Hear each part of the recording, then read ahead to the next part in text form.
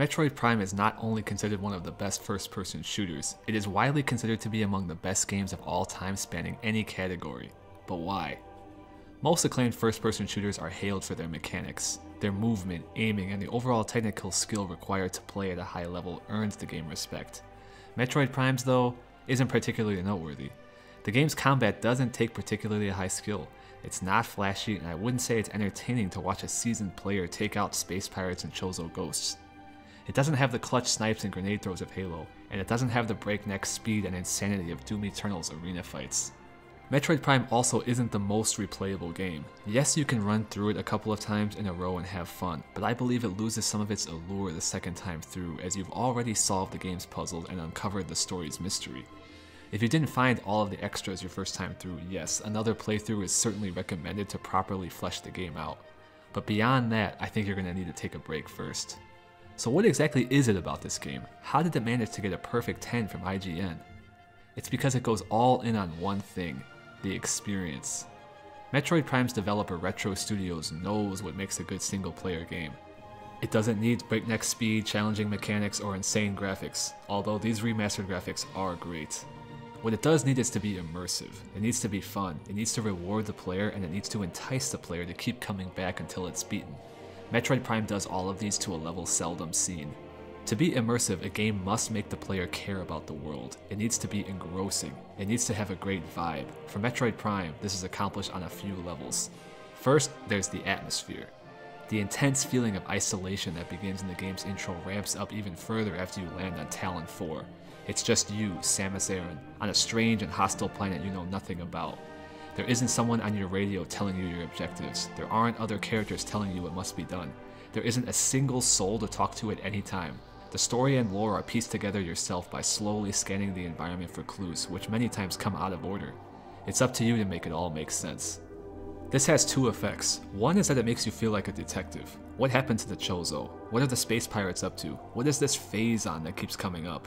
The limited information given, and perhaps more importantly, that it's uncovered bits at a time, helps to suck you in.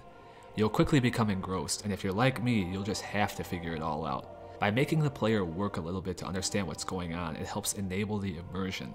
The story is also rich enough to facilitate prolonged interest throughout the course of the game. The other effect it has is in establishing the you against everything mentality that I believe is a central theme of the game. You are what's stopping the space pirates from achieving their plan. You are what's standing in the way of their gruesome genetic phase-on experiments from wreaking havoc on the galaxy. You have the legacy of the Chozo to carry on, no one else. This makes you feel important. But how does Retro immerse you in the actual gameplay? After a tense intro in the space frigate, you land on Talon 4, a planet seemingly devoid of intelligent life. It's calm at first, and you're only threatened by creatures native to the planet who aren't too imposing for the most part. Still, they can represent a challenge, at least at first, as you've lost nearly every single one of your abilities from being wounded on the frigate. You'll soon gather these abilities, first the missile and then the morph ball and charge beam, and you'll begin to feel more formidable, creating a sense of evolution, a sense of advancement. You'll feel like a noob at first, but over time you'll feel like a veteran. This is great game design. When you arrive in Chozo Ruins, for example, the only thing you have is your power beam, which cannot yet even charge up. When you return there later in the game, you'll be much upgraded and more experienced, and you'll be shocked at how quickly you mow through the low-level fodder that gave you difficulty earlier. This gives a sense of accomplishment. The world you once felt like a victim to, where you were once constantly put to the test, you now lord over. The world of Talon 4 is split up into 5 subworlds, each of which has a totally different look and feel. Talon Overworld is calm and serene, with lush greenery and waterfalls, while Magmoor Caverns and Phazon Mines are intense and high stress. Because of Metroid Prime's open world design and story progression, you'll constantly be traveling between them all, which provides really nice pace and mood changes. A hallmark of Metroid Prime is this venturing back to earlier areas to open up previously inaccessible rooms and regions. This is easily one of the game's strongest qualities. During your first run-through of the game, you'll notice countless doors and areas that just seem too far out of reach. If you're like me, you'll desperately try to reach them anyway, before ultimately accepting defeat. So you'll end up venturing down the intended path, only to wind up back to where you were hours of gameplay later. You'll rediscover these previously closed off areas, but now you'll have access to them, as you'll have the ability to double jump or utilize a new beam that allows entry. Again, this creates a sense of accomplishment. It also satisfies the wonder you felt earlier. To accomplish all of this, the devs at Retro had to have a comprehensive vision for the game and how it played out from the beginning. This couldn't have been easy. Every single obstacle, roadblock, backtrack, and fork in the road must have been totally thought out beforehand, as one potentially big, unintended sequence break could upend the entire game. Metroid Prime is especially rewarding to the astute player, someone who wants to achieve 100% completion and total mastery. There are a total of 49 missile expansions hidden throughout Talon 4, for example, which increase your missile yield by 5. They're not mandatory and only serve to help you beat the game more comfortably, but that's not the main motivation for trying to find them, at least it wasn't for me. I wanted to find them all because it was fun. The act of finding them is what's rewarding. Every expansion and power-up in Metroid Prime emits an auditory hum. When you're in one's physical proximity, you'll hear it, but many times, despite hearing that hum, there will be nothing in sight.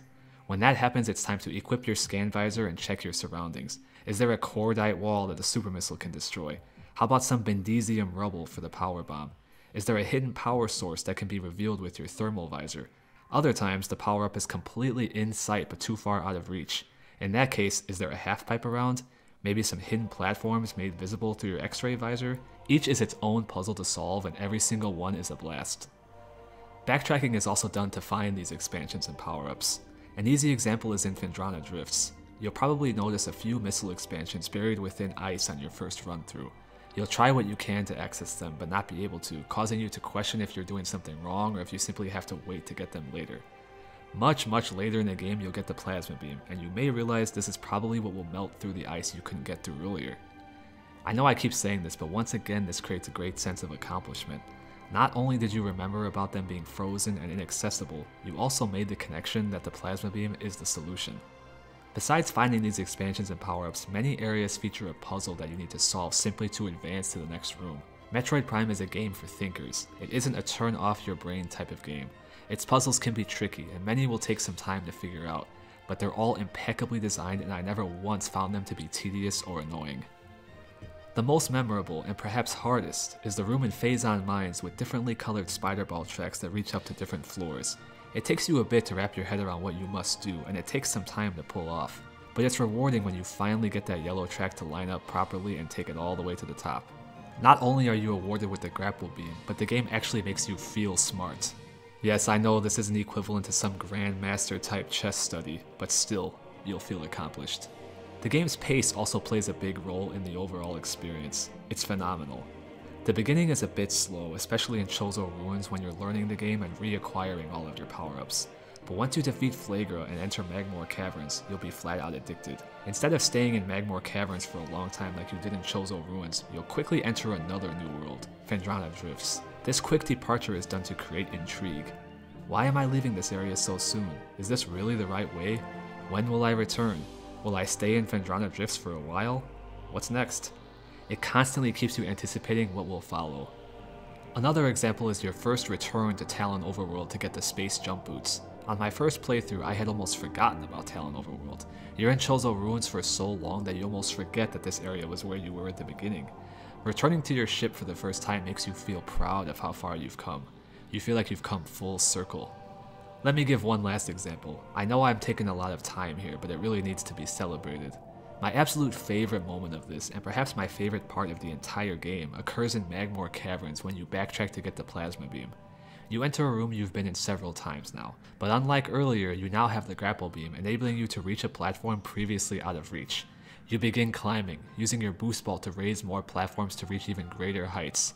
Upon reaching the top, a gigantic maze of spider ball track is revealed and the phenomenally intense Magmoor Caverns soundtrack kicks in.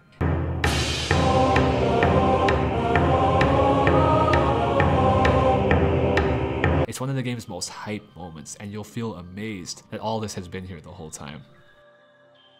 Metroid Prime is a game that does so many things well. Its puzzles, story, gameplay progression, boss fights, which I haven't even mentioned until now. Its realism and its awesome power-ups and weapons like the Plasma Beam, Wave Buster, Spider Ball, and Power Bombs are all super memorable.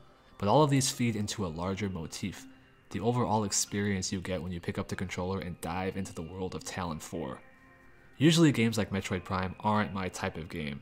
I'm more of a classic shooter and fighting game type of guy. I generally like games with defined levels that are more based in mechanical skill, but Metroid Prime won me over, and it won me over hard. I played this game for the first time back in 2002 when I was in middle school. I loved it back then, but I ended up selling my GameCube to get Halo 2 and Xbox Live.